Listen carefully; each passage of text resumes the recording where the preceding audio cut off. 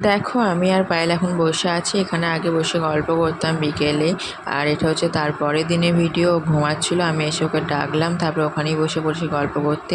আর বাড়ি এসে দেখছি বাবা চিকেন পকোড়া বানাচ্ছে, আর খুব টেস্টি হয়েছিল খেতে।